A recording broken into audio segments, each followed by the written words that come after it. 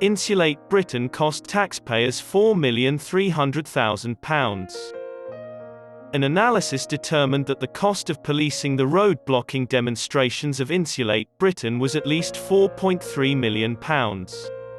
Police departments responded to Freedom of Information requests by disclosing the proposed legislation, and Transport Secretary Grant Shapps called it appall-ing.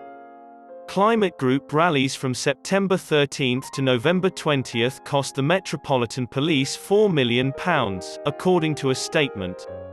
At a cost of £3.1 million, 6,651 of the force's officers and personnel were engaged.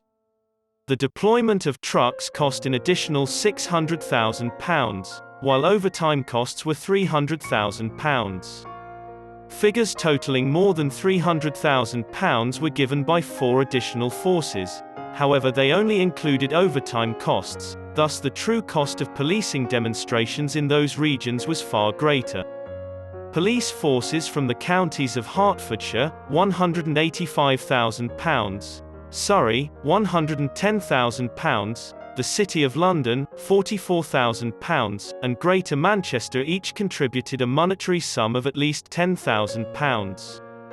As part of the Extinction Rebellion spin-off, Insulate Britain, the government should insulate all UK houses by 2030 to reduce carbon emissions.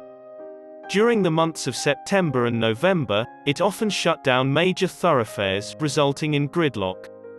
To make removal difficult, activists frequently attached their hands to the asphalt or one other. The M25, the busiest route in the UK, was a regular target, but the gang also shut down traffic in Manchester, Birmingham, and London, as well as the port of Dover, in the English Channel. Police were stationed at every intersection of the M25 at one point to try to halt the gang.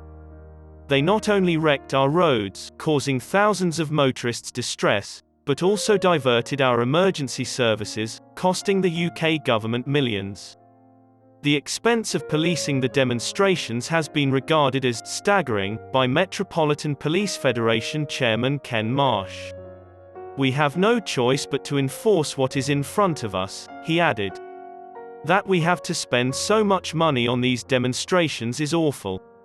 However, even after a large number of arrests, many individuals immediately re-entered traffic. Government-owned National Highways sought an injunction from the High Court to prevent demonstrations on England's highways and importanter roads.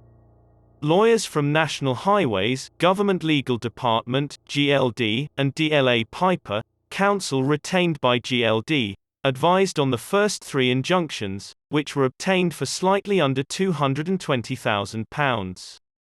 As of this writing, 8 people associated with Insulate Britain have been sentenced to prison for violating the injunctions.